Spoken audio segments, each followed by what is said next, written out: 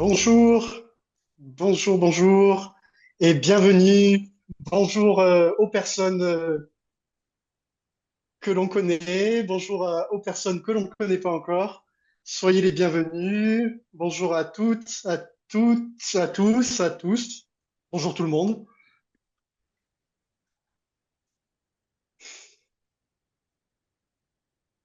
Voilà, soyez les bienvenus. Je suis très content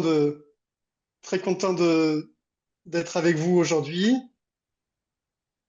Dans pas très longtemps, je vais donner la parole à notre chère amie et collègue, la conférencière d'aujourd'hui, Sylvia Luppi. Juste avant ça, deux, trois petites choses. Voilà, tout le monde s'installe tranquillement. Voilà, bienvenue à tout le monde. Juste avant ça, je voudrais remercier très vivement des collègues de l'Institut, des membres de l'Institut qui sont à mes côtés aujourd'hui qui ont préparé l'organisation de notre journée. Voilà, je remercie Dorothée. Bonjour Dorothée, ça va? Je remercie Rita querida, ça va? Bonjour Rita. Voilà, il y a Fabiane aussi. Bonjour Fabiane, ça va?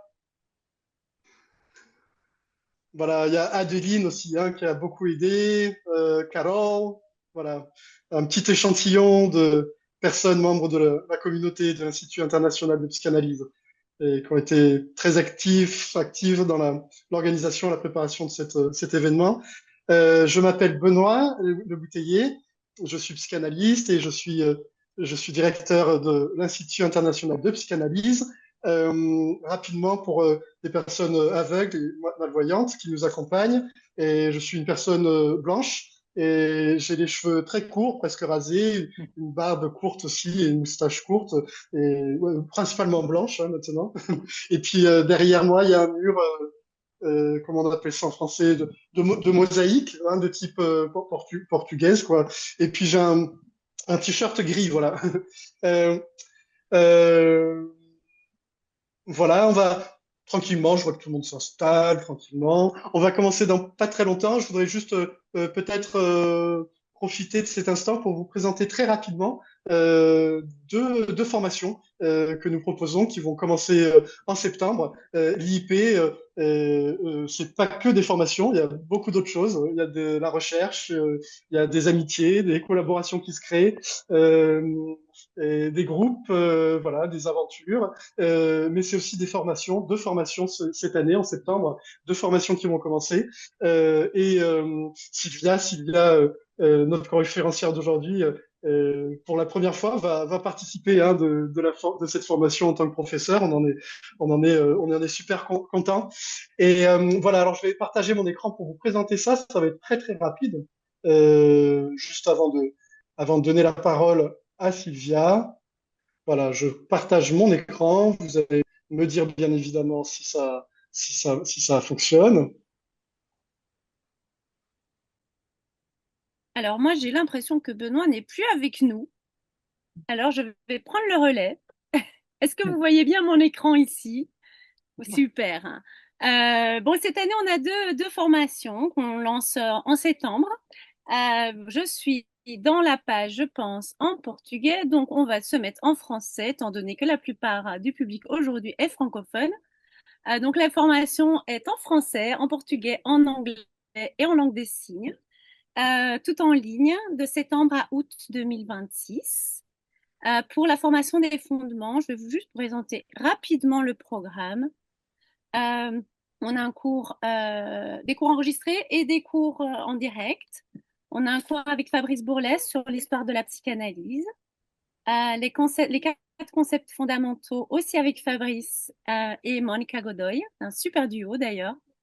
On a trois cours sur Freud à travers ses textes avec Laurie Lofer, Judith Butler et probablement Jeren Korushla à la place de Danny Nobus.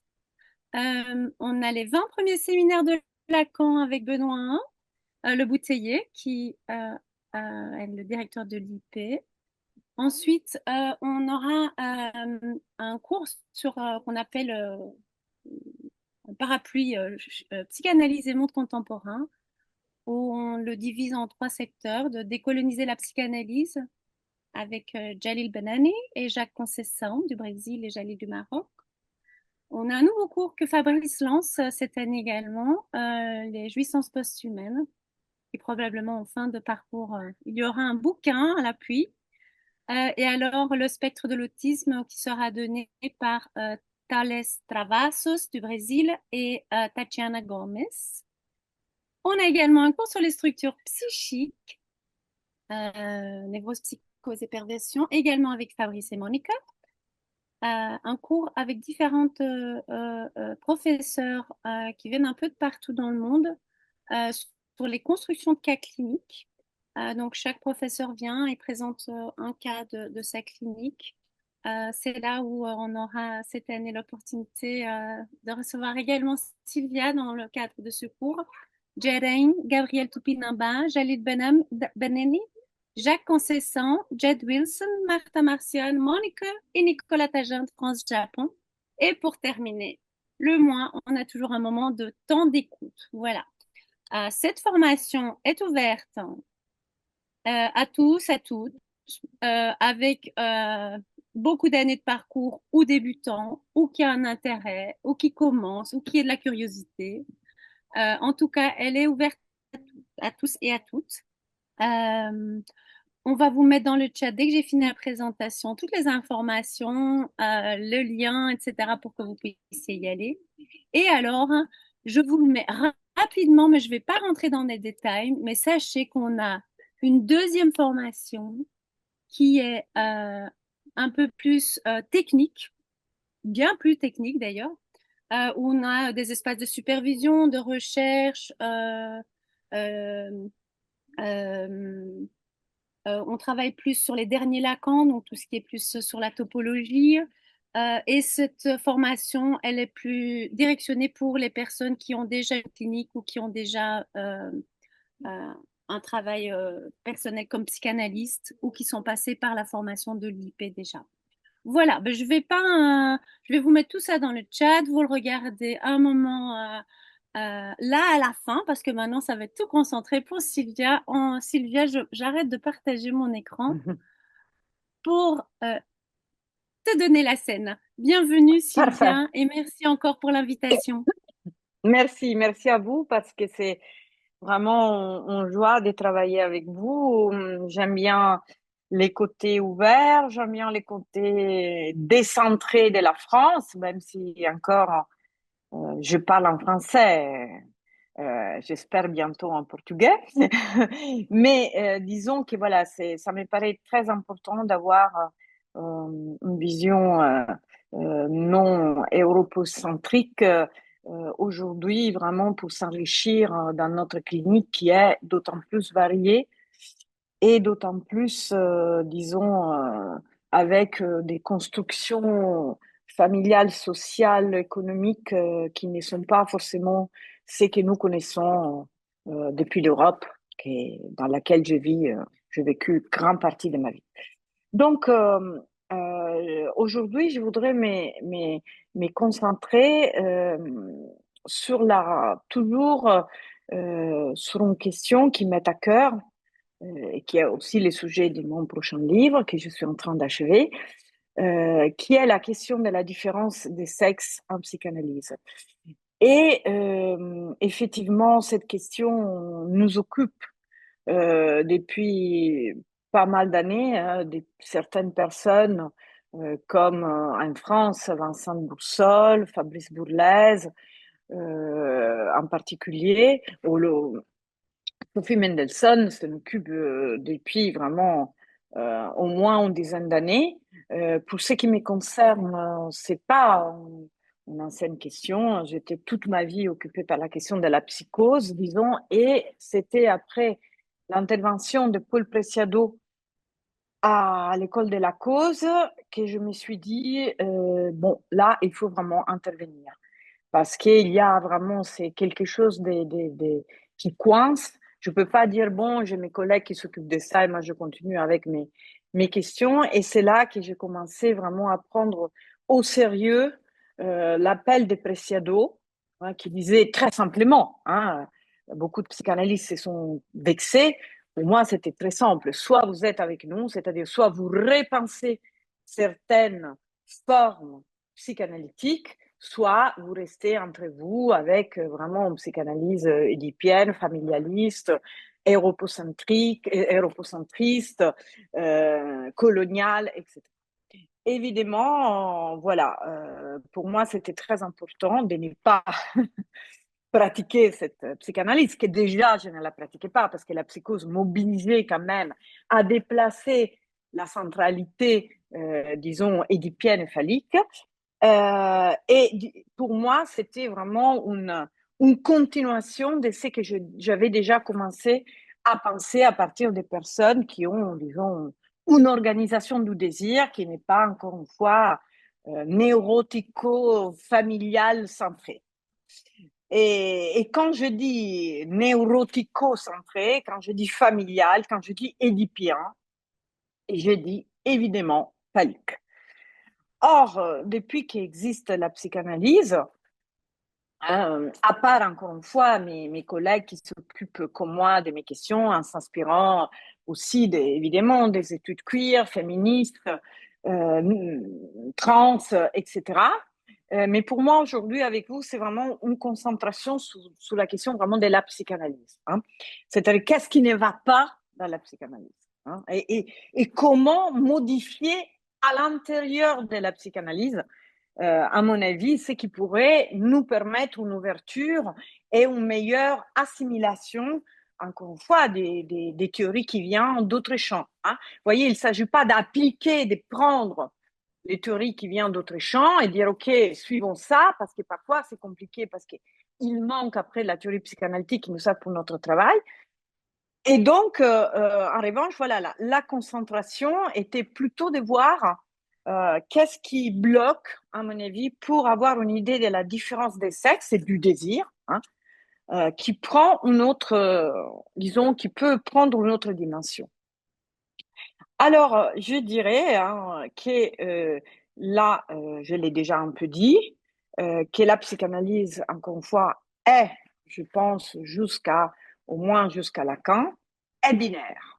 Hein, est binaire. C'est-à-dire, il y a des hommes et des femmes avec des théorisations plus ou moins recherchées, un peu simplistes comme celle du pénis knife de Freud, hein, la vie du pénis, très compliquée et très, disons, intellectuellement stimulante comme celle des formules de la sexuation chez Lacan, hein, j'y reviendrai, mais qu'il s'agit d'un cas ou de l'autre, ça ne change pas, c'est mon hypothèse, ça ne change pas, disons, la modalité de penser la sexuation, qui, bien sûr, peut être variée au niveau du fantasme, mais au niveau de l'identité, ne peut qu'être binaire, c'est-à-dire ou homme ou femme. Non seulement dans les fantasmes, on peut choisir d'être ou homme ou femme, mais disons, l'identité est ou homme ou femme, au sens, attendez, ça pourrait être très bien, ok, une femme trans, un homme trans, non, non, non, non, non. Homme-femme, ça veut dire que il faut, ce qui fait partie, disons, de la, disons, de la norme, disons, de la norme de la santé. Hein. Si on est un sujet sain, désirant, il faut reconnaître son propre sexe. Et reconnaître son propre sexe veut dire reconnaître l'anatomie. Hein. C'est-à-dire, finalement, nonobstant, depuis toujours, on entend qu'il y a une psychanalyse dont le psychisme n'est pas forcément en relation avec l'anatomique, hein, bien sûr au niveau du fantasme, mais au niveau de l'identité, hein, c'est-à-dire la manière avec laquelle quelqu'un existe dans le monde, dans les rapports avec l'autre, il n'y a pas de possibilité de sortir, hein, il faut reconnaître son propre sexe. Hein? C'est-à-dire, si je suis née avec un vagin, je suis une femme, c'est simple. Hein? Et si je suis née avec un pénis, je suis un homme. Il n'y a pas de possibilité de s'identifier socialement autrement. Or, évidemment, si chez Freud, cela est plutôt, ça ne nous étonne pas, c'était les débuts du siècle. Freud est un homme du XXe siècle, du XIXe siècle, et il faut toujours tenir bien en tête qu'il a été, disons qu'il a vécu dans l'époque la plus réactionnaire et l'époque où la différence sexuelle était les plus marquée, c'est-à-dire l'époque victorienne. Donc, il ne faut pas demander à Freud trop, en quelque sorte. C'est pour ça que je suis beaucoup plus clémente, disons, à son égard qu'avec Lacan. Et sans oublier que Freud a toujours été très ouvert. Au contraire de que parfois il est véhiculé dans mon avis des études un peu rapides, mais disons il a toujours trouvé du moment qu'il a construit sa théorie des pulsions qui à partir de cette théorie montre que tout désir est pervers et polymorphe. Attendez, pervers ça veut pas dire mauvais, ça veut dire décentré. Abribung, que ce sont les aberrations, c'est traduit aberration, mais en allemand, ça veut dire simplement décentrement. Décentrement de quoi? Des organes génitaux.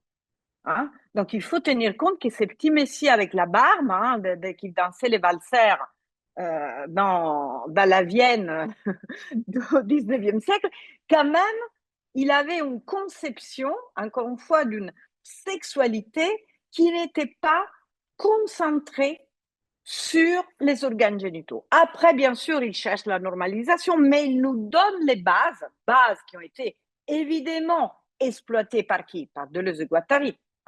Tout l'Anti-Oedipe est une relecture merveilleuse, très créative, des 3 essais de Freud.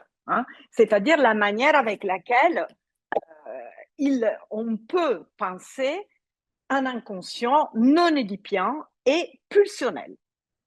C'est-à-dire, ce n'est pas un problème partiel, c'est-à-dire ce qui nous intéresse, c'est des morceaux de corps, et pas l'identité, la personne, la figure entière, papa, maman, les fils, etc. Les phallus n'a pas une position de centralité, comme il aura après, comme nous verrons, et disons les phallus, la bouche, l'anus, n'importe quel organe est mis sur le même plan. Il n'y a pas, disons, une priorité au départ des organes génitaux. Après, bien sûr, il pensera qu'il y a un développement, disons, et de la normalité, c'était encore une fois la centralité. Il reviendra sur la centralité encore une fois des organes génitaux, encore une fois avec la question des enfants, l'effet de reproduire avec la question de la reproduction, mais il nous donne les bases, encore une fois, pour penser une sexualité qui n'est pas, encore une fois, centrée sur papa et maman, et donc sur les phallus. On y reviendra. Mais disons que je vous les lance comme ça, c'est évidemment, à mon avis, si d'un point de vue psychanalytique, on veut penser une situation qui ne soit pas concentrée, encore une fois, sur les phallus et sur l'Oedipe, il faut avoir bien en tête cette théorie des pulsions chez Freud. Donc, disons que même si vous connaissez la fameuse théorie du Penisnide, c'est-à-dire la fille et même les garçons, ils sont, la fille se rend compte, la petite fille, qu'elle n'a pas les pénis, et donc elle est terrorisée par la castration, et les garçons également, parce qu'ils se rendent compte qu'il n'a pas, que sa sœur n'a pas les pénis, donc il pourrait lui arriver à lui aussi de ne pas avoir cet organe merveilleux. Mais effectivement, Freud n'était pas vraiment un type idiot, il faut le dire. Il était même plutôt intelligent et plutôt futé. Et finalement, derrière cette problématique du Penisnide, et lui n'était même pas un type très normatif. C'était vous le savez, il a soutenu Hirschfeld, il a toujours soutenu, comme je vous disais tout à l'heure, la question des homosexuels. Quand dans son école, il fallait introduire les homosexuels, il disait, mais bien sûr, il n'y a aucun problème, alors que d'autres étaient contre. Bon, bref, lui, il a été plutôt ouvert. Et quand il fait ses discours, c'est pas du tout parce qu'il pense que quelqu'un, une fille qui est née sans les pénis est inférieur à un garçon qui est né avec les pénis. C'était quand même un reflet de ce qui était la société, encore une fois, de son époque. Hein. Pourquoi la fille pouvait, et cette idée du penis slide pouvait être vraie, hein, je veux dire, ça pouvait arriver qu'une fille désire pas tellement avoir les pénis par les petits morceaux de chair, mais elle désire avoir les pénis parce qu'avoir les pénis, ça veut dire quoi? Ça veut dire jouer avec les amis, ça veut dire sortir, ça veut dire pouvoir aller à l'école, ça veut dire faire des choses beaucoup plus intéressantes de ce qu'elle pouvait faire à l'époque, ou alors en regardant sa mère qui était à la maison alors que son père était dehors et il vivait dans le monde. Donc, vous voyez, si nous ne pensons pas la question sociale, la question de penis n'a pas beaucoup de sens. Et, encore une fois, ça peut arriver, hein, surtout dans des situations, dans des familles très traditionnelles, ça peut arriver que des filles puissent avoir eu, moi j'ai eu des patientes, encore une fois, qui l'ont eu, ces désirs, mais encore une fois, ce n'est pas les pénis en tant que tels, hein, ce n'est pas l'homme qui n'est complet et la femme qui ne l'est pas, mais c'est l'idée que ces symboles représentent une circulation dans le monde, hein, qu'évidemment, elle voulait avoir, hein, en ce sens-là. Et les garçons également. Qu'est-ce que ça voudrait dire si je les perds? C'est-à-dire, je deviens comme une petite fille qui ne peut pas sortir, qui est là avec sa poupée, avec attachée aux joues de maman, alors que moi, je peux courir, je peux faire ce que je veux, etc. etc. Hein? Donc, si vous voulez, cette simplification, encore une fois, de la différence des sexes, est complexifiée dans une situation sociale importante. Hein? Cela dit, ça ne change malheureusement rien. Hein. Pour Freud, quand même, nonobstant il nous livre cette merveilleuse théorie des pulsions, ça ne change rien. Il y a des garçons et des filles. D'autant plus, et là on arrive au point dur, d'autant plus qu'à partir de 1905, quand il découvre les complexes d'Édipe, hein, il les découvre lui-même avec son auto-analyse et également à partir des rêves de ses patients qui se retrouvent à désirer sexuellement un de deux parents ou désirer les meurtres de l'un des deux, etc., etc. Donc, d'une certaine façon, l'Édipe naît comme une force transgressive, si vous voulez. Hein. Imaginez à cette époque-là avoir un type, un docteur comme ça, un peu isolé, juif, qui devait descendre du trottoir quand il marchait. Je veux dire, c'était pas du tout la domination, hein. C'était pas du tout du côté des dominants. Il faut quand même ne pas l'oublier, ces points-là. Hein. Il y a une fois, j'ai écouté à la radio Livio Boni, qui est un psychanalyste italien qui, comme moi, habite en France, qui racontait effectivement avec quelqu'un qui disait oui, mais quand même, la psychanalyse, une discipline qui naît, disons, à partir d'une position de domination, c'était pas du tout le cas. Et Livio rappelait que Freud devait descendre en tant que juif. C'était une époque où il fallait descendre du pouvoir quand on rencontrait un Autrichien. Hein. Donc, je veux dire, la psychanalyse n'est assez mineure. Hein. Il faut, si on veut utiliser les termes de Fabrice Bourles, hein, après, évidemment, son développement n'a pas été le même, mais les points de départ, hein, c'est important à rappeler. Hein. Et donc, pour revenir à Freud, donc encore une fois, quand il raconte tout seul de ses rêves, de ses patients, évidemment, on est face à quelque chose de très novateur. Mais c'est quoi? Qu'est-ce qui se passe après? Il se passe que, bon, il construit toute une théorie derrière ces désirs de l'enfant pour ces objets primordiaux, c'est-à-dire les pères et la mère, avec des schémas assez compliqués et toujours variables, hein, la phase, voilà, la fille désire la mère, les pères, mais après peut désirer la mère. Donc, il y a aussi quelques idées déjà de bisexualité, d'homosexualité, encore une fois. Donc, il ne faut pas donner à l'Édipe, encore une fois, un schéma qui est trop fixe. Même si Freud essaye toujours de penser une sortie de l'Édipe pour les garçons avec la reconnaissance du complexe de castration, pour la fille à partir, encore une fois, de la déception de l'amour paternel qui ne pourra pas lui donner un enfant. Mais finalement, dans une conférence prononcée dans les années 20, autour des années 20, Freud dit qu'un Édipe normal n'existait pas. Donc, vous voyez, tout en créant un système de normalisation, il se rend compte que ce n'est pas possible de créer quelque chose qui marche. Ça serait encore une fois la reconnaissance de la castration.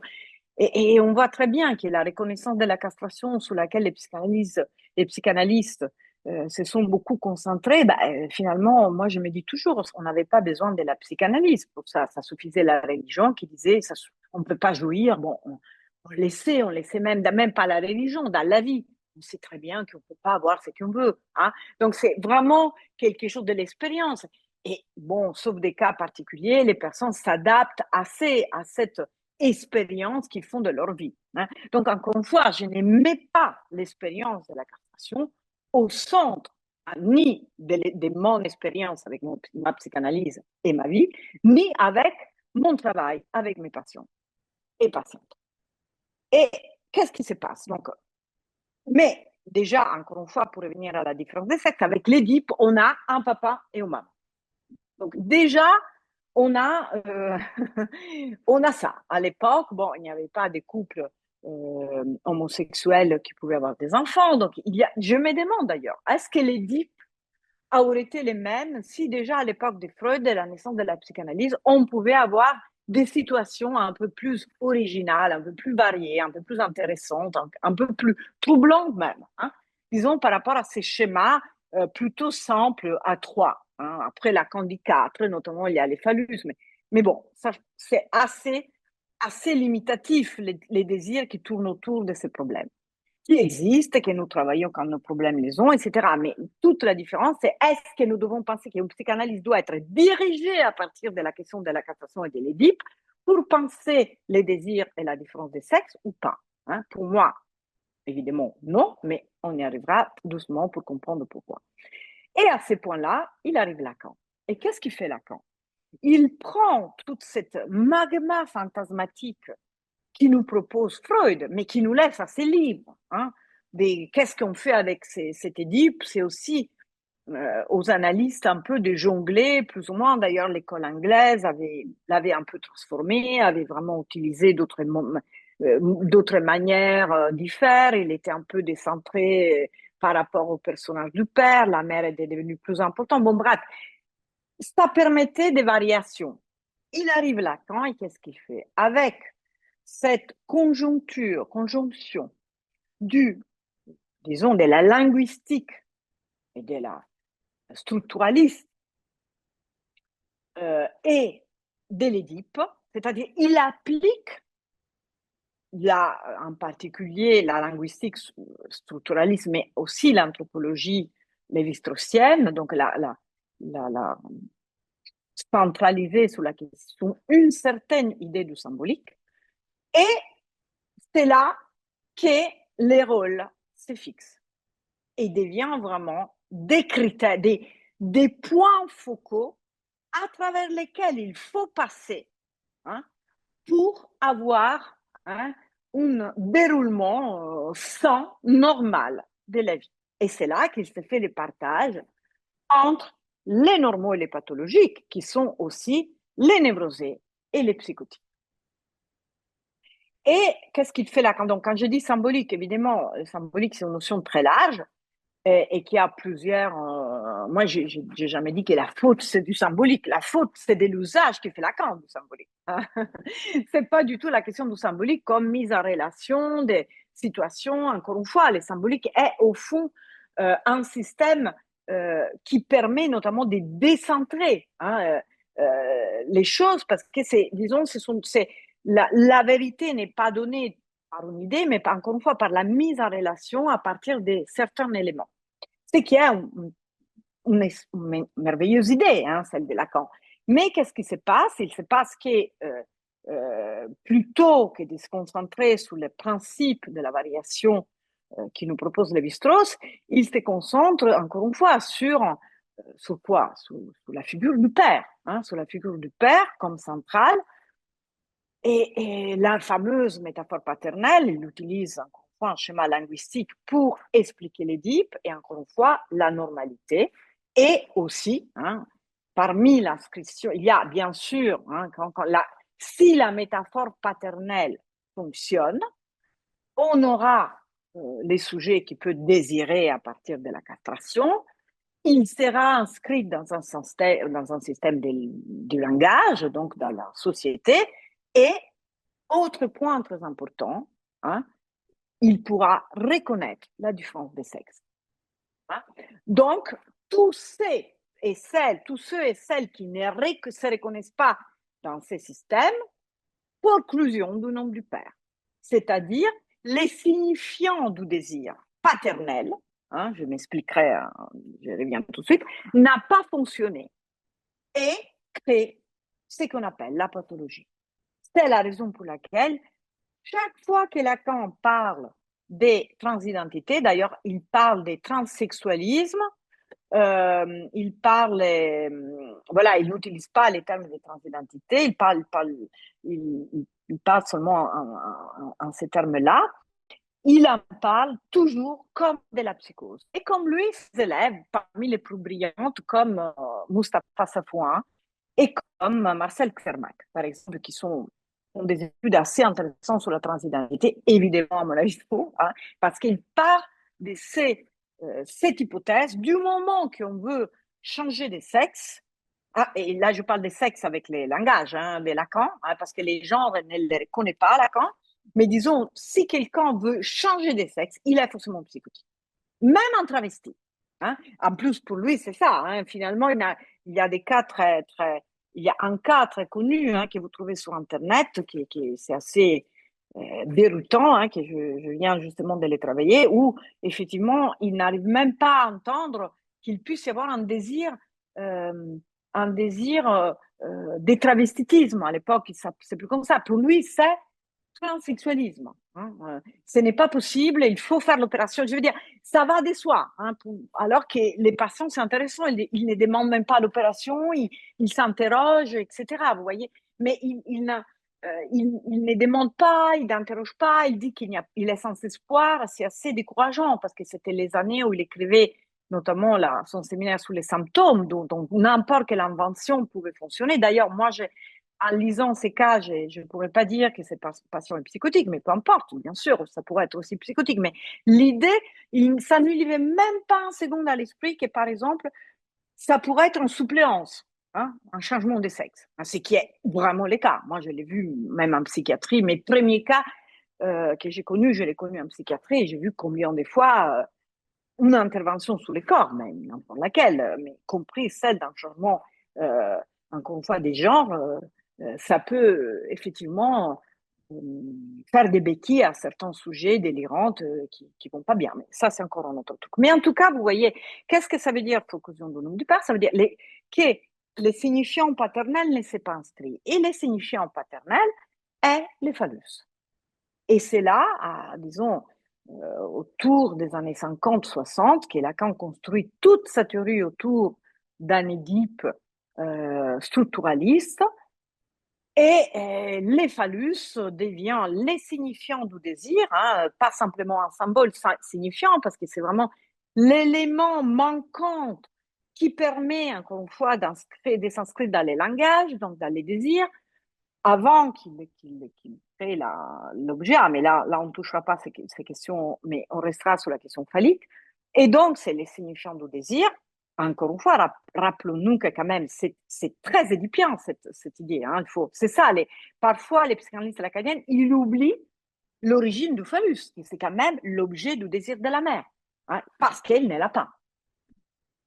Sinon, quelle raison, pourquoi elle désire les phallus, la mère? Pourquoi les phallus? Pourquoi elle ne désire pas les sangs, hein? Pourquoi elle ne désire pas un vagin, hein? Il désire les phallus parce qu'elle ne l'a pas. Donc, il part déjà de l'idée de quelque chose qu'elle est paiera et qu'elle n'est pas. Mais après, les phallus, il change, disons, comme dit Hegel, et d'ailleurs, oui, c'est là quand même qu'il parle de l'Aufhebung, hein, un dépassement du pénis au phallus. Donc, la mère n'a pas les pénis, mais les phallus est il n'est plus l'organe, hein, il n'a plus rien à faire, entre guillemets, avec le pénis, mais il devient les signifiants du désir qui manque à tout le monde. Voilà, parce que, évidemment, encore avec cette concentration du désir qu'on manque, d'impossible, d'avoir ce qu'on ne peut pas avoir, là, que ce soit la mère en tant qu'objet interdit, que ce soit les pères à tuer, mais qu'après la culpabilité empêche d'avancer dans les désirs. Voilà.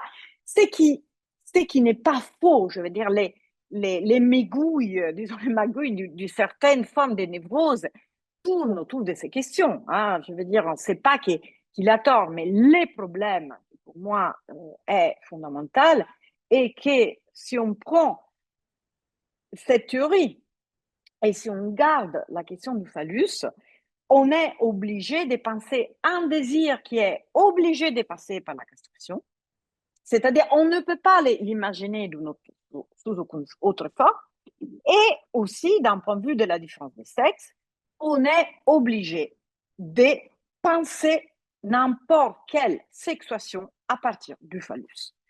Et c'est là, Lacan le fait quelques années plus tard, 20 ans plus tard, quand il construit sa théorie de la différence des sexes. Ce n'est pas un hasard, hein, c'était l'époque où les féminismes étaient devenus très importants en France. Et c'est pour ça que je suis particulièrement enragée contre Lacan, parce que je me dis, il n'a pas fait trésor. À son époque, il y avait déjà beaucoup les questions homosexuelles et gays étaient quand même très importantes. Il y avait un féminisme qui essayait de bousculer un peu cette centralité phallique de la psychanalyse jusqu'à là. Et qu'est-ce qu'il a fait Lacan? Lacan, il n'a pas, à mon avis, écouté les femmes, il n'a pas écouté ces personnes. Il a fait un peu par lui-même, hein, un bon maître, boomer, je dirais. Mais il a fait sa théorie à lui de la différence des sexes, que je vous disais, c'est très, très recherché, c'est très sophistiqué, si on veut, mais en quelque sorte, ça ne nous permet pas de sortir du binarisme. Hein. Dans mon livre Sororité, qui sortira bientôt au Brésil d'ailleurs, Sœur, nous déjà faisons une belle critique de cette centralité pour penser l'homme qui est tout phallique et la femme pas tout phallique. Donc c'est intéressant parce que vous voyez, il ne les met pas comme en opposition l'un de l'autre symétriquement, mais pas tout. De toute façon, on est obligé de passer par les phalliques pour prendre une position féminine. Hein. Évidemment, position masculine et féminine sont des modes de jouissance, ne sont pas en relation avec, disons, les sexes biologiques de la personne, mais en tout cas, il n'y a pas aucune autre possibilité de sexuer, sinon passant par les phalliques. Hein? N'importe qui tout doit être, donc, disons, une personne trans doit, si on veut penser, si on reste lacanien et on veut travailler, par exemple, un désir de transition ou alors un désir simplement de ne pas s'identifier selon les formes, disons, courant ou normales, disons, des sexuations, on est très embêté parce que ça veut dire on est obligé de penser qu'il y a quelque chose de signifiant phallique qui n'a pas marché. Hein, Lacan insiste bien que la position féminine, pas toute phallique, n'est pas du tout celle de la personne trans, parce qu'elle ne passe pas, dit Lacan, par les phalliques. Donc, elle est anormale. Donc, elle est psychotique. Hein? Donc, encore une fois, figurez, je ne veux pas dire que si quelqu'un est psychotique, c'est un problème en soi. Non. Mais je veux dire, c'est c'est très, comment dire, c'est très sommaire, hein, parce qu'évidemment, les personnes qui ont un peu d'expérience avec ces cliniques, hein, qui ça peut être en clinique ou ça peut être tout simplement des personnes qui s'identifient euh, comme personnes trans ou non binaires et qui viennent nous voir pour d'autres questions. Hein. C'est pas, quand je dis notre clinique, je ne parle pas simplement des personnes qui ont des problèmes de transition du genre. Les personnes que nous rencontrons dans notre clinique qui sont non binaires. Hein, encore une fois, ce n'est pas toujours un problème, la non-binarité. Parfois, oui, et quand elle est, les personnes nous en parlent. Hein.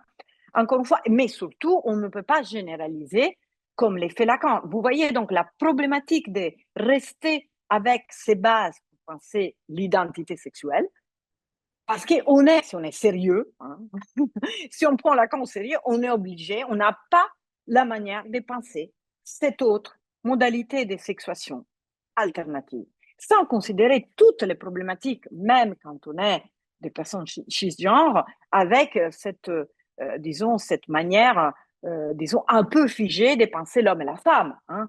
Évidemment, Lacan, quand il parle du masculin et les féminins, ça reste parfois avec des idées très figées. Hein. Moi, je me rappellerai toujours quand j'avais fait mon intervention il n'y a pas longtemps en Belgique et quelqu'un me disait, ah oui, moi je suis une personne non binaire, et me disait, oui, oui, parce que je veux maintenir des aspects masculins.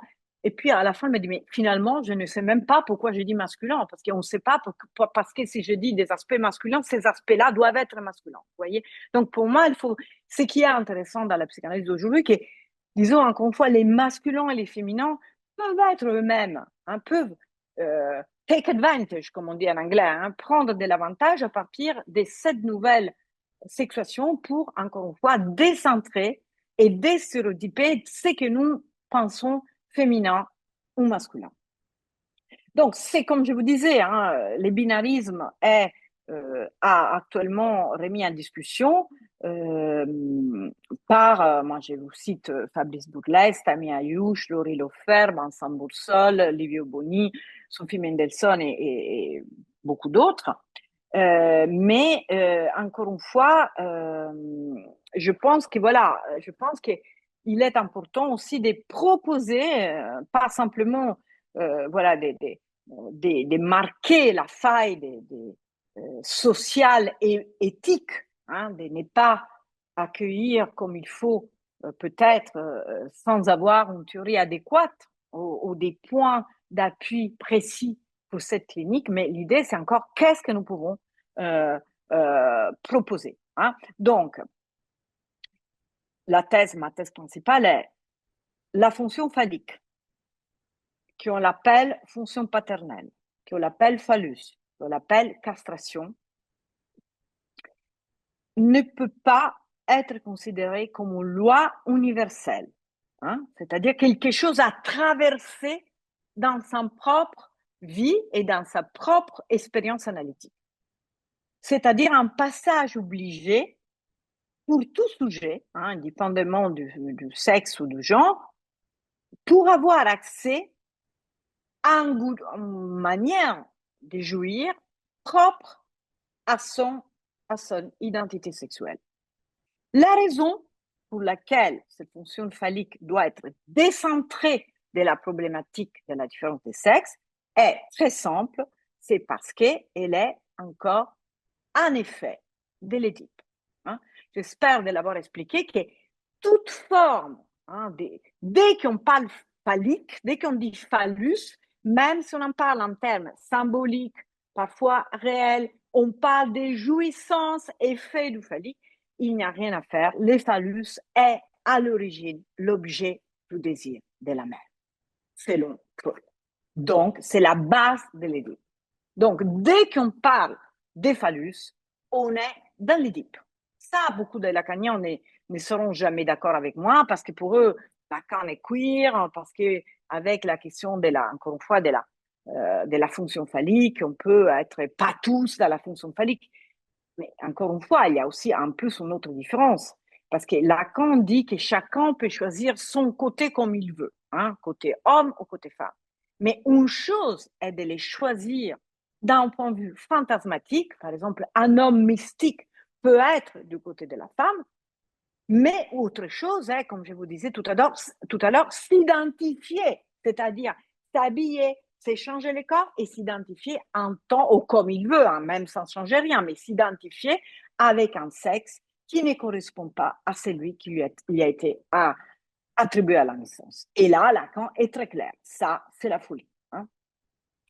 Or, ce que je vous propose comme hypothèse, que c'est celle que j'essaie de travailler, encore une fois, je vous disais, il ne s'agit pas de se débarrasser complètement du complexe freudien, parce que ça peut encore être utile pour certaines problématiques spécifiques, mais pas universelles.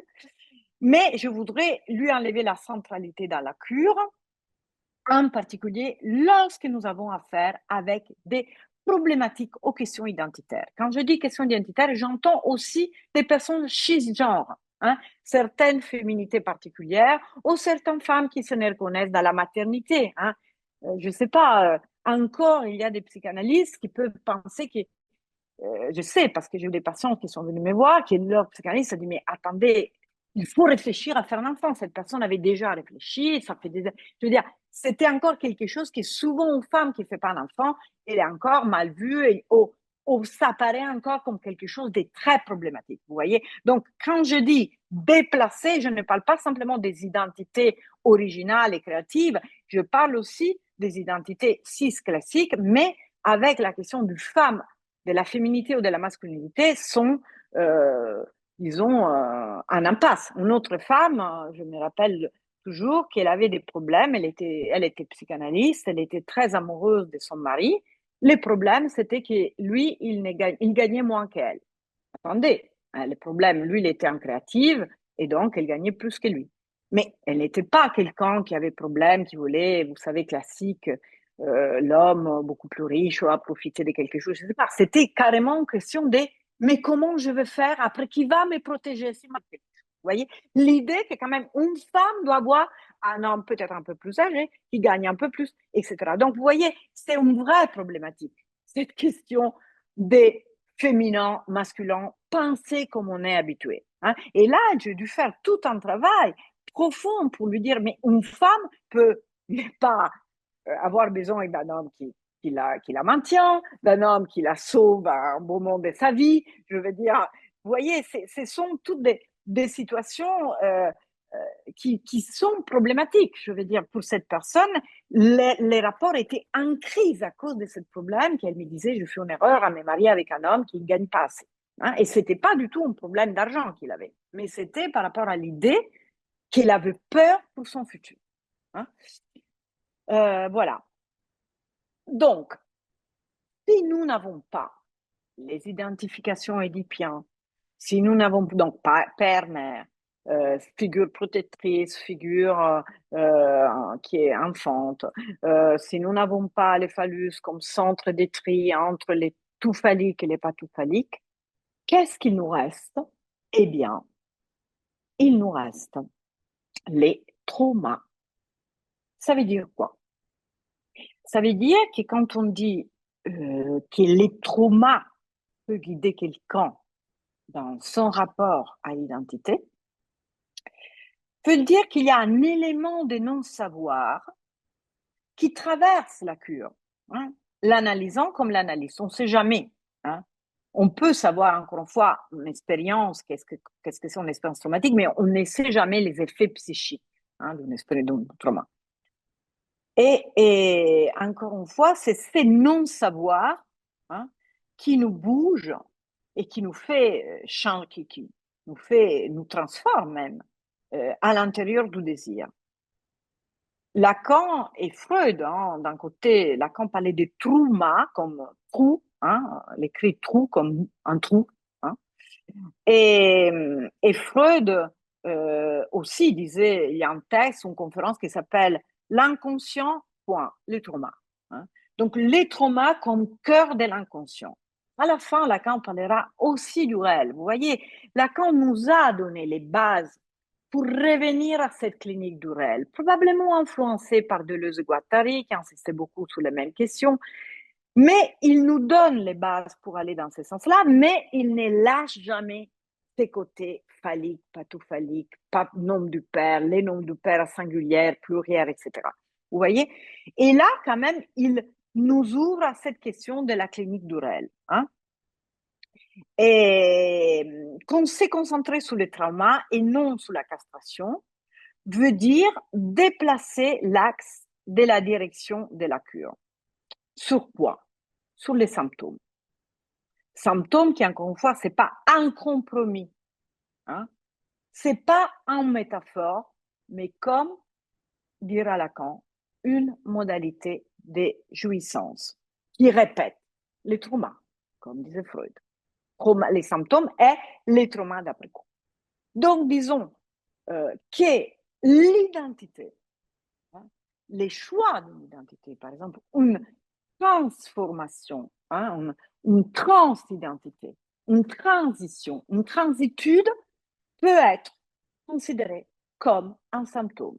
Ça veut dire quoi? Ça veut dire une invention subjective du sujet qui trouve sa manière à partir d'un changement du corps, ou pas forcément un changement d'identité, la transition civile, médicale, chirurgicale, hein, c'est un peu comme, selon encore une fois, de sa manière de s'inventer les rapports au monde. C'est à partir de là que nous pouvons voir, travailler et analyser avec nos patients la question de la transidentité ou la question, disons, de l'invention d'identités qui ne sont pas les identités normatives. Donc, quand je dis symptôme, ça soit clair, symptôme est, d'un point de vue strictement freudien, est un synonyme du désir. Quand on dit désir, c'est pas je veux être ici, c'est là. Vous voyez, les désirs est toujours traumatique. C'est-à-dire, les désirs est une répétition d'automatique. Mais encore une fois, hein, il peut y avoir un symptôme, j'en ai déjà parlé avec vous, et c'est aussi vraiment les centres de mon travail depuis plusieurs années, la question du symptôme, justement. C'est-à-dire, bien sûr, quand on dit symptôme, on pense toujours à quelque chose qui ne va pas. Et c'est vrai, souvent les personnes viennent nous voir parce qu'il y a quelque chose qui ne va pas. Mais nous savons aussi que Lacan dira, hein, il dira dans Omnicar, hein, dans une de ses dernières conférences, pas en conférence, oui, c'était une conférence, pas un séminaire, il dira que la fin de l'analyse est une identification aux symptômes. Ça veut dire quoi? Ça veut dire une modalité de jouissance traumatique qui a en relation avec le trauma, mais que les sujets acceptent et dont ils ne se plaignent plus. Hein? Donc, vraiment, l'idée est de penser qu'après, pour ce qui concerne les formes des transitudes, on peut en avoir différents. Ça peut devenir quelque chose, ça peut être très problématique, et ça peut être ce que Colette Solaire appelait comme symptôme d'entrée, mais ça peut devenir aussi un symptôme de fin, c'est-à-dire quelque chose qui permet à un sujet, voilà, les points d'identification, hein, avec lesquels il s'inscrit dans les liens sociaux. Personnellement, moi, je dis toujours que mon travail d'analyste est mon symptôme. Voilà. C'est avec lesquels, voilà, c'est vraiment une identité. Et ça, et l'identité des genres, c'est comme n'importe quel autre. Ce qui compte, c'est qu'il y ait un travail qui est fait à partir du traumatisme. C'est-à-dire, c'est une élaboration qui fait les sujets en analyse, ou qui fait lui-même, mais pas en analyse, pas ses moyens avec l'art ou avec d'autres moyens. Il n'y a pas que l'analyse pour rencontrer la vérité de l'être de quelqu'un. Mais disons que c'est cet aspect-là qui est absolument une voie particulière, hein, les symptômes en tant que particularité, qu'encore une fois, par rapport à l'universel, si on veut reprendre les catégories lacaniennes qui répondent à Aristote, et en même temps, c'est là qu'il trouvera la singularité, hein, de son rapport au trauma. Le trauma est ce qu'il y a de plus singulier, qui est au-delà de disons, de la répétition symbolique, on pourrait dire. Il se répète bien sûr dans les symptômes, mais Lacan disait aussi, il revient toujours à la même place. C'est comme quelque chose qui est comme une sorte de fixation libidinale, comme disait Freud, mais qui se répète dans les symptômes. Or, la transidentité, hein, ça c'est mon hypothèse, hein, peut être quelque chose qui peut, disons, être pensé, encore une fois, à partir du trauma, hein, c'est-à-dire de la manière avec laquelle les sujets sait y faire avec son propre trauma, c'est-à-dire à travers les symptômes. Et donc, je dirais, pour conclure, que, encore une fois, vous voyez bien que dans cette idée des symptômes, nous revenons sur la question que Freud appelle pulsion. Hein. Nous revenons sur la question de la pulsion partielle. Les symptômes ils partent toujours d'une particularité. Hein. Je pense toujours à Dora, hein, l'atout, hein, de l'identification au père, mais pas simplement parce qu'il s'identifie au père en tant que père, c'était un point de leur relation qui passait à travers, encore une fois, la gorge. Hein. Je ne sais pas si vous vous rappelez ou si quelqu'un d'entre vous au Brésil l'ont vu, il y avait ces fameux films qui a fait scandale en France, Petite fille, qui, voilà, vous les connaissez. Et donc, dans Petite Fille, était intéressant parce qu'il y avait vraiment un rapport avec la jouissance du corps. Hein. Quand elle s'habillait, quand elle mettait des chaussures des filles, donc en quelque chose lié à une sorte de fétiche, mais dans le sens comme Freud, tout le monde a un rapport fétichiste avec les désirs, vous voyez. Ou alors les chapeaux, elle s'essayait des chapeaux, vous voyez, il y a donc la pulsion scopique. Donc c'est toujours, hein, même une identité sexuelle est toujours à faire avec une particularité du corps. En ce sens, la théorie des pulsions nous est très utile et très importante. Vous voyez, on n'est pas en train de parler du père, il y a eu du père, il n'y a pas eu du père, il y a du manque, il n'y a pas du manque, elle n'est pas accepté les mondes tel qu'elle a, n'est pas accepté son propre sexe. Non, c'est une invention. La transidentité, c'est une invention comme tout symptôme. Parfois, ça ne marche pas, parfois, ça marche. Et là, c'est qu'on peut faire l'analyse et notamment transformer les symptômes toxiques, n'importe lesquels, en symptômes heureux. Hein. Et donc, un corps qui désire et qui jouit impose d'autres nécessités au sujet. Hein. Donc, pas des nécessités qui concernent la loi. Vous voyez, on est même un peu loin ici, même beaucoup, des Judith Butler, hein, qui pour elle, disons, tout part de la question, encore une fois, de la loi et de la subversion de la loi. Là, il n'y a pas les symptômes, dit entre nous, s'en fichent un peu de la subversion. S'il y a de la subversion, il y a. Hein, mais il n'y a pas, encore une fois, il n'y a pas cette idée, encore une fois, politique, hein, disons, dans un acte volontaire, connu. Hein, moi, j'ai toujours un peu critiqué, j'ai un peu pris les distances avec la performance parce que on sait trop, on comprend trop de ces corps. Or, les corps avec les symptômes, ça reste toujours des corps liés au traumatique, au traumatisme. Donc, ça reste toujours quelque chose du non-su. Hein. Il y a toujours quelque chose qui traverse la question traumatique. Hein. C'est pour ça, je ne dis pas que c'est mieux que l'autre idée. C'est vraiment, je dirais, une version psychanalytique hein, de penser cette implication du corps hein, dans la société. Donc, je répète, les symptômes, et je finis là-dessus, les symptômes, ce n'est pas une pathologie à extirper, mais une invention du sujet qui lui permet une inscription dans le lien social. Hein, ça, c'est vraiment Lacan ce qui dit Lacan dans les séminaires du symptôme, hein, à propos de Joyce, que nous pouvons considérer, encore une fois, on n'a pas besoin d'être géniaux comme Joyce pour créer un symptôme, hein, mais ce qui compte, que nous arrivons à transformer la forme de notre jouissance. Les symptômes n'est pas forcément toxiques, hein, parce que le sujet est toujours capable de les transformer. Hein. Symptômes heureux, hein, comme dit Colette Solaire. Ma question est donc, ma question qui n'est pas en question, je veux dire, mon hypothèse est que la transidentité, hein, dans beaucoup de cas, hein, c'est un magnifique exemple des symptômes heureux. Voilà. Je vous remercie. Wow. Merci beaucoup, Sylvia. Merci beaucoup pour Merci à vous. cette présentation. Euh, eh ben, la scène est à qui souhaite l'investir. C'est possible de prendre la parole, d'ouvrir la caméra ou pas, de prendre la parole. C'est possible aussi d'envoyer un message dans le chat. Quelqu'un voudrait déjà intervenir, poser une question, une réaction, réagir. Ah ben, il y a plein de...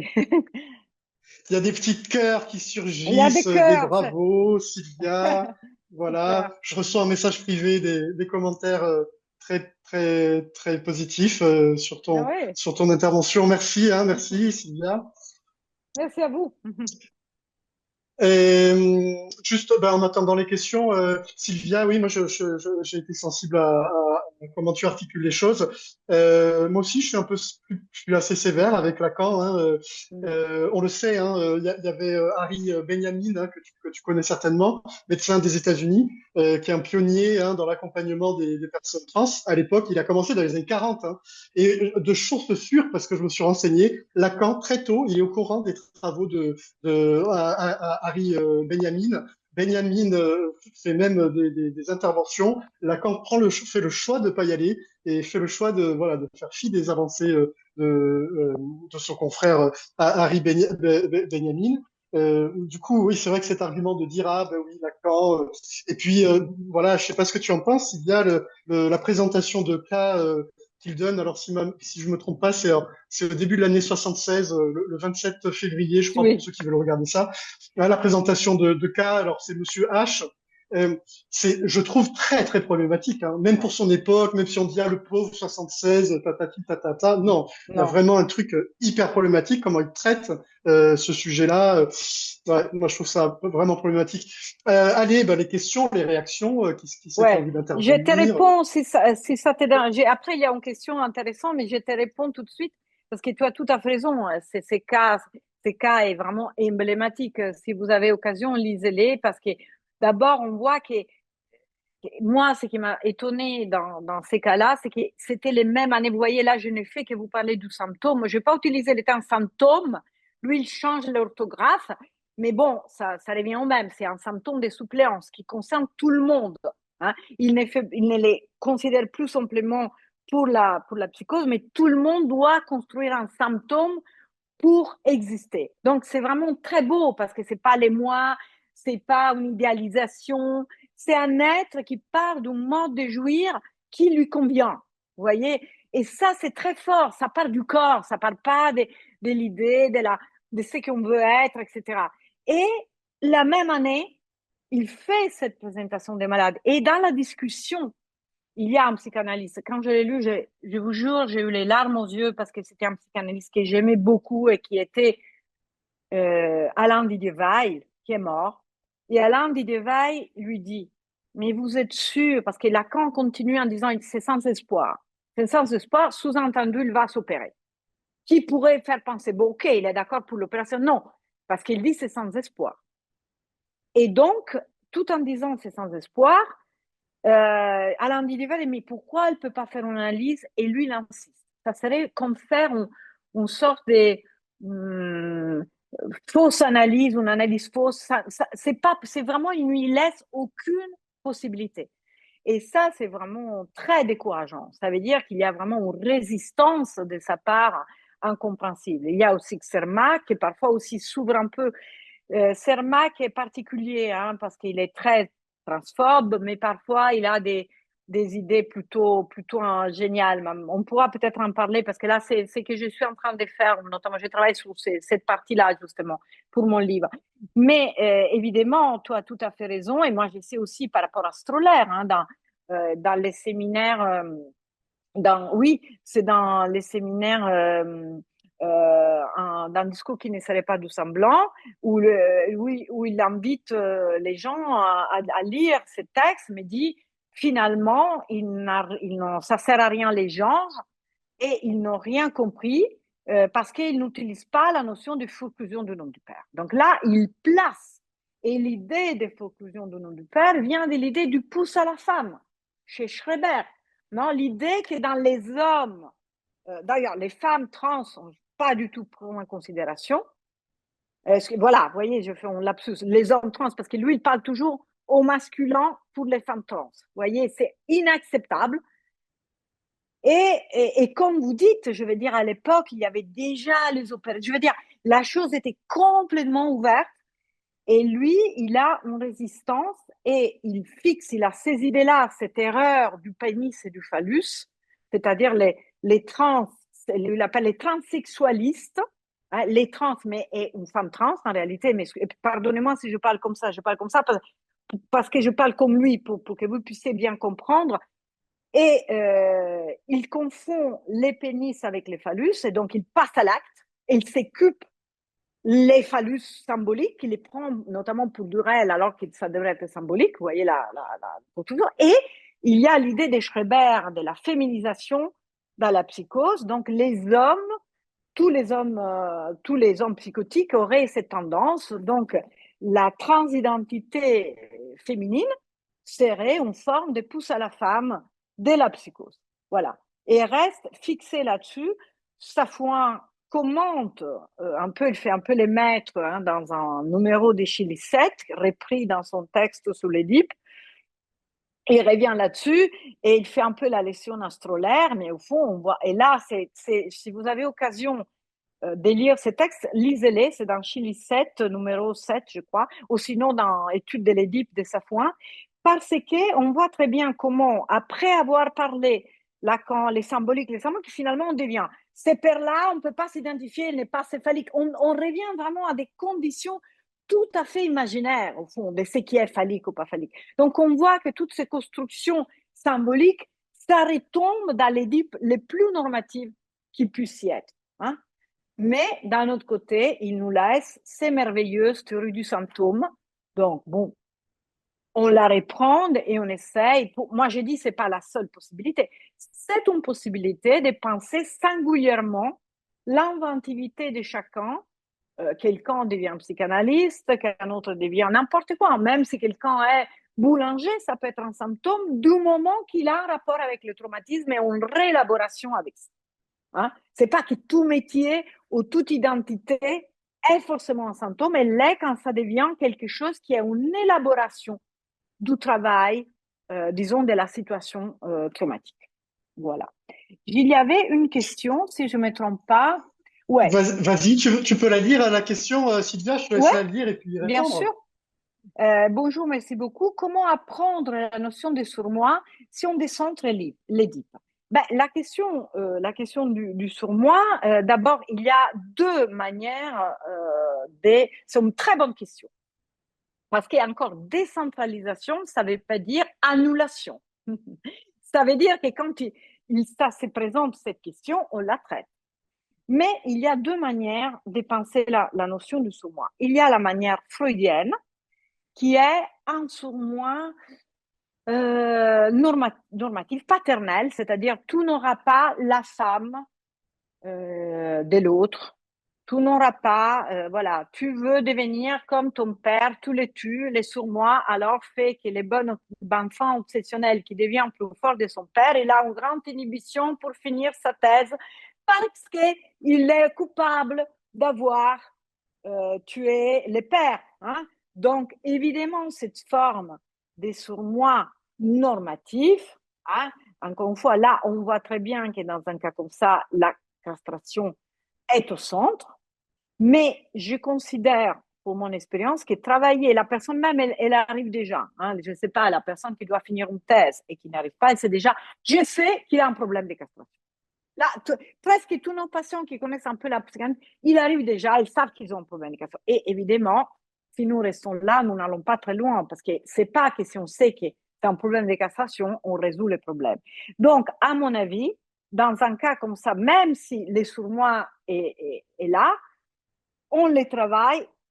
Pardonnez-moi, on revient sur les questions traumatiques. On essaie de comprendre qu'est-ce qu'il y a derrière cette impossibilité, encore une fois, de travailler ou alors de défaire l'Édipe.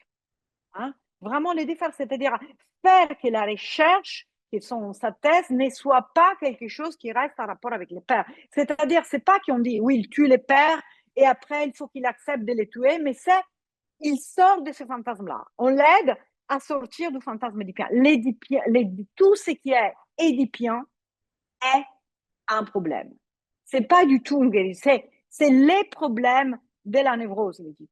C'est pour ça, Deleuze et Guattari avait raison, c'est les problèmes. Quand on est dans ces problèmes, la fille, comme je vous disais tout à l'heure, qui veut les maris comme les papas, l'homme qui cherche une mère, donc lui, il doit forcément aller avec, à droite, à gauche, mais à la maison, il doit y avoir la mère qui l'attend quand même. Oui, tout ça. Et après, la couple ne marche plus parce qu'elle n'a pas envie d'être une mère, parce qu'elle voudrait une autre. Je veux dire, cette question-là sont les dits. Mais on les travaille, on les résout pas comme les dits. C'est ça l'erreur de Freud. Lui, il pensait qu'à la fin, en travaillant l'Édipe, on pouvait s'en sortir. Mais lui-même, à la fin, n'y croit plus. Un Édipe résolu n'existait pas. Donc, ce n'est pas avec l'Édipe, mais c'est avec les bévues, avec les questions du langage, avec les inventions du symptôme, avec les stratégies que la personne s'invente, avec les inventions. Vous voyez?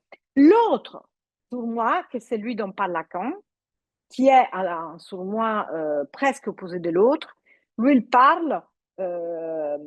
parle de celui qui impose la jouissance. Jouis, jouis, jouis. J'entends, hein, il écrit je jouis, j'entends, comme s'il entend en voix. Vous voyez, c'est presque un sournois psychotique, hein, un sournois très fort qui impose une jouissance, que ça peut être celle, je ne sais pas, de la personne qui boit, hein, de la personne voilà, qui fait des actes destructeurs, de la personne mélancolique qui se détruit ou qui fait des choses, voilà, qui fait des tentatives de suicide. Ça, c'est du sournois. Hein, les sournois dont parle Lacan. Mais encore une fois, vous n'allez jamais résoudre un problème mélancolique d'autodestruction avec les petits papas qui les limitent. Ah, là, vous faites, il faut limiter ça. C'est pas comme ça que vous voyez. Encore une fois, l'Édipe nous sert pour nous repérer quand c'est l'autre sur moi ou c'est sur moi là. Mais après, il nous faut vraiment aller, voilà, encore une fois, avec des inventions symptomatiques, compris dans la mélancolie ou dans disons, les comportements autodestructeurs des patients, ces sournois destructeurs. Eh ben, c'est l'invention. Moi, je suis spinoziste, donc c'est quelque chose du désir de vie qui doit continuer, hein, qui doit trouver des manières actives de s'exprimer, hein, des passions joyeuses, des passions actives plutôt que des passions tristes. Voilà, les sournois peuvent être quelque chose qui amène à des passions tristes.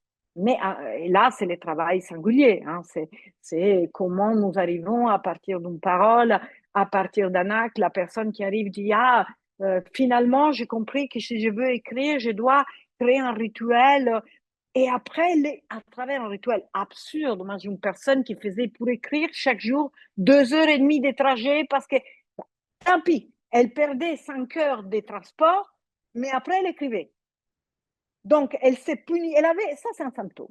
Mais à la fin, elle a fini sa thèse. Vous voyez, ça c'est une idée. Elle a trouvé une idée où elle perd quelque chose, mais après elle gagne en tant qu'activité. Donc les surmois qui lui disaient ah tu vas tuer ton père, voilà, les désirs d'écriture étaient plus forts à certaines conditions. Et ça, il faut qu'on la personne qui fait tout au dernier moment, voilà, peu importe. Hein. Mais il y a des inventions, c'est-à-dire vraiment les symptômes sont des inventions, mais tous, même ceux que les patients détestent. Il arrive, ils ne veulent pas savoir, ah, c'est horrible, mais nous savons qu'ils sont des alliés. Toujours, les symptômes, c'est un allié, parce que c'est un désir. C'est une forme, disons, modeste, psychanalytique de penser les désirs. Pas les désirs, voilà, des choses avec les grandes lettres, non. Ou desejo, non. Ou desejo, non, non, non. Petit, pequeño. Pequeño. Pequeñininho aussi. Merci, super Sylvia, merci beaucoup. Ouais, Quelqu'un Axel, sois la bienvenue, Axel.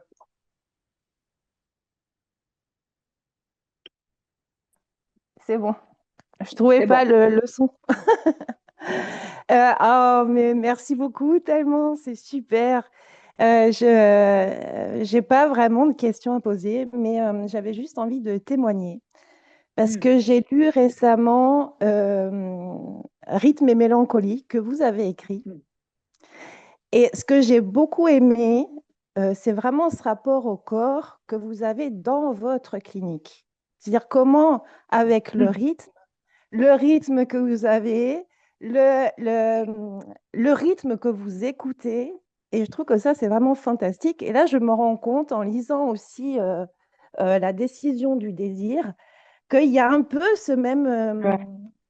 cette Mm. même chose-là qui passe par le corps et qui transmet, qui transpire comme ça dans une clinique très singulière, très particulière que j'aime beaucoup. Voilà. Non, merci. Ben, c'est super, hein. Merci beaucoup parce que ça sont les premiers enfants. Non, surtout la décision du Oui, désir parce que oui, oui. c'est c'est intéressant que d'ailleurs c'est un livre encore très édipien, hein, Oui. et la décision du désir. Et c'est drôle parce que disons, un de mes patients, enfin, bon, qu'il hésite encore, voilà, il a ses questions sur la transition, etc. Il l'a lu et au départ, il dit, ah, mais c'est très différent de vous. Mais après, il m'a dit, mais finalement, j'aime beaucoup parce que on voit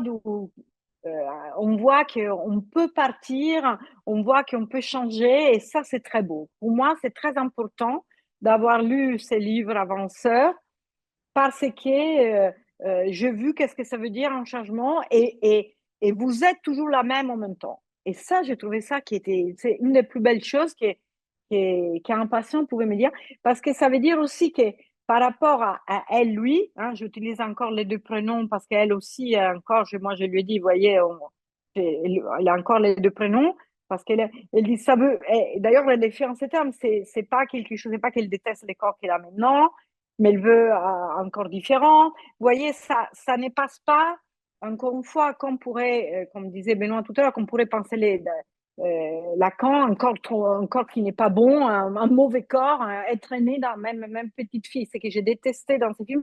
J'ai bien aimé quand même, parce que bon, évidemment, j'ai aimé ces films. Mais quand il continue, elle est née dans un mauvais corps, elle est née, c'est pas un mauvais corps, elle est magnifique. Je veux dire, Sacha est magnifique. Pourquoi elle est née dans un mauvais corps? Je veux dire, elle est magnifique, ces corps de Sacha. Comme elle invente, elle joue au football collé avec des super jolies chaussures, je veux dire. Mais, et là, pour moi, c'était ça, vous voyez, cette idée de dire votre décision du désir, c'est en même temps la même qu'essor, mais avec des formations symptomatiques différentes. Hein. Donc, en ce sens-là, rythme et mélancolie, non. Rythme et mélancolie, c'est déjà très peu édifiant, c'est déjà quand j'ai bien compris, bon, j'ai commencé vraiment à travailler les derniers Lacan, toute la question de la linguistique. Et puis, comme vous dites, oui, c'est mon expérience. Je veux dire, pour moi, les corps est fondamental dans ma vie. Je veux dire, quand j'ai eu des deuils, ben, moi, c'est le corps qui m'a tenu. C'est pas la parole, compris avec mon analyse. Donc, je suis obligée. Je ne peux pas faire autrement. En plus, j'ai une pratique des danseuses, en particulier des danseuses des claquettes. Donc, j'ai vécu dans les milieux du jazz pendant 20 ans. Et donc, évidemment, j'ai pensé tout de suite que la question de rythme pouvait m'aider, mais encore, hein, encore. Euh, Moi, je fais les séances. Voilà, la question de rythme est très importante dans ma journée avec mes patients. Et souvent, parfois, ils ont, parfois, plus ou moins, vous gardez une demi-heure parce qu'il y a un rythme qui s'est créé, mais tout d'un coup, ce n'est plus une demi-heure. Vous voyez, il n'y a jamais les rythmes, mais il doit y avoir un rythme. C'est pas des scansions comme ça. Je veux dire, ils sont tous dans une dynamique qui est la dynamique de la journée, des personnes que je rencontre. Donc, pour moi, ce sont ces situations parasitaires qui font l'analyse. Et chacun parce que chacun a une expérience de vie d'une certaine façon. Donc, plus nous utilisons nos situations parasitaires, je pense, et puis nous inventons une clinique. Après, ce qui est intéressant, c'est d'en faire témoin. Hein, je veux dire, vous imaginez au départ, hein, les gens rigolaient quand je disais que j'allais faire un livre sous la transidentité, excusez-moi, pas sous la sous la mélancolie en utilisant les claquettes, okay? En utilisant les free jets. Les gens disaient, mais tu es folle. Mais comment mes amis, à l'époque, j'étais à Espace Analytique, me disaient, mais non, mais attends, mais tu vas te faire ridiculiser, n'ose pas trop, tu as un bon nom, là, elle voit que tu es un vrai lacanienne. Ben, en même temps, je l'avais utilisé, donc je voulais rendre témoin qu'est-ce que ça avait été cette analyse avec Roxane. Donc, c'est pour ça que je voulais écrire. J'avais aucune idée théorique. Hein. Je voulais témoigner de comment une analyse pouvait se faire d'une façon encore une fois, une variante de la cure-type, si on veut. Plus on a des variantes de la cure-type, plus on réinvente la psychanalyse. Voilà. Moi, je pense que c'est ça. C'est pour ça qu'on a aussi besoin des témoignages. Donc, j'apprécie que vous faites un séminaire sur les questions aussi cliniques, etc. Parce que là, quand même, les choses peuvent sortir et c'est quand même important. Merci en tout cas, Axel. Merci Axel, merci Sylvia. On a encore le temps. Il reste quelques petites minutes. Une question, une réaction. Quelqu'un voudrait prendre la parole ou envoyer un message écrit. On a Mm. dans le batch PowerPoint, Oui, on il y a quelque a chose. J'arrive pas bien. Sylvain, il a écrit un message long que je vais lire. C'est intéressant de voir dans cette décentralisation par rapport à l'EDIP de la modification du statut du symptôme, ouais, qui sort d'une vision morale et fataliste. Magnifique. C'est tout à fait ça. Vraiment, il faut les répondre. Parce que nous, on a affaire avec du mal. On a affaire avec des points négatifs qui vont. Donc, il faut les mal, entre guillemets, mal bataillants, hein, pas les mal fatalistes, pas les mal de la religion. Mais donc, vous voyez, c'est pour ça que les symptômes est un bon concept. Mais il faut les faire sortir, comme vous dites justement, de la vision morale et fataliste. C'est-à-dire que les symptômes n'est plus la marque d'une anormalité, absolument, ou d'un mal qui serait une faute, exactement, qui nécessiterait une expiation, mais les signes d'une singularité qui porte en lui-même sa propre émancipation. Absolument d'accord. Comme s'il ne fallait plus s'émanciper des symptômes, mais par les symptômes s'émanciper de ces représentations symboliques placées hors de nous. Magnifique.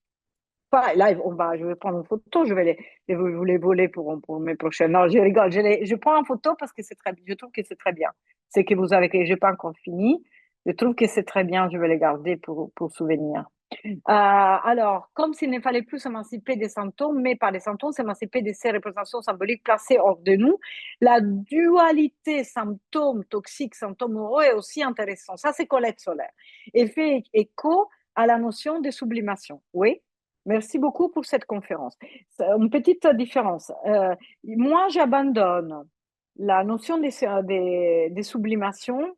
Lacan le fait aussi, et Freud un peu douteux, de Guattari là aussi, pour une raison très précise, parce que la sublimation implique toujours la production d'un objet et un renforcement du moi, de Freud, si on est freudien. Après, il peut y avoir d'autres. Donc, l'idée, dans les symptômes, parfois, aux symptômes, comme dit Lacan, on n'a pas besoin d'une production d'objets. Réaliser les symptômes de Lacan sur Joyce, c'est pas l'œuvre en tant que production de quelque chose, c'est plutôt les noms ou les modes de jouir d'un langage hors sens ou avec un sens compliqué, etc. Mais c'est les noms qui s'inscrivent, mais c'est pas les moi qui est renforcé ou c'est pas sublimation au sens des changements de mots et d'objets ou production de quelque chose. Lacan ne parle jamais de la question de la production de Joyce, mais simplement de la manière de jouir de Joyce. C'est pour ça que sous la sublimation, je prends un peu de distance. Quoique, je pense que, comme d'habitude, il faut décentraliser. Là aussi, il y a eu une période où tout était sublimation, fin d'analyse. Mais parfois, il y a des personnes qui subliment, qui font des sublimations vraies. Et alors, il faut la reconnaître. Et en général, la sublimation peut marcher. Hein, quand il y a. Mais ce n'est pas du tout pour tout le monde, surtout. Pour qui n'est pas artiste, c'est Merci. compliqué. Merci Sylvia, merci. Je voudrais juste rappeler quelques rendez-vous, quelques dates. La semaine prochaine, Sylvia, à ta place, il y aura notre cher Fabrice Bourlaise, Ah, qui va présenter une conférence. Il va parler des défis pour une psychanalyse contemporaine. C'est ouvert, c'est gratuit, il suffit juste de s'inscrire comme aujourd'hui. Le 13 septembre, on aura, mais alors là, c'est juste en portugais, Tatiana Gomez, et Lou va nous parler de la violence épistémologique contre les personnes trans et les personnes autistes dans le champ de la psychanalyse. Ça va faire certainement écho avec notre propos d'aujourd'hui. Autre événement, on va avoir notre cher collègue d'ici du Brésil, Jacques Conceição, qui va donner deux conférences dans le cadre de la série qui s'appelle Les Ateliers du jeudi. Elle va parler de l'hypersexualisation des femmes noires. Voilà, certainement un travail magnifique qu'elle fait. Et puis évidemment le 19, je crois que c'est le 19 septembre si je dis pas de bêtises, Doro, c'est ça, hein, le 19 septembre, et ben c'est le début des deux formations. Voilà. Alors là, je vous ai cité ces noms-là. C'est le cas aussi de Sylvia. Il y a toute une équipe de professeurs, de professeuses qui seront avec nous pour nous accompagner sur ces deux formations. N'hésitez pas à prendre des informations, des renseignements. C'est possible de s'inscrire encore. Il y a encore une grosse semaine là pour s'inscrire. Allez-y, allez-y pour ceux que ça intéresse. Sylvia, ben merci beaucoup. Ça a été pour toi? Merci à vous. Parfait. Ouais, Merci beaucoup à vous. super. Et ben à Merci. bientôt. Bon week-end à tous, à toutes, à tous. Et puis merci Sylvia, merci du fond du cœur. Bye bye, à bientôt. Merci à vous. Ciao, ciao.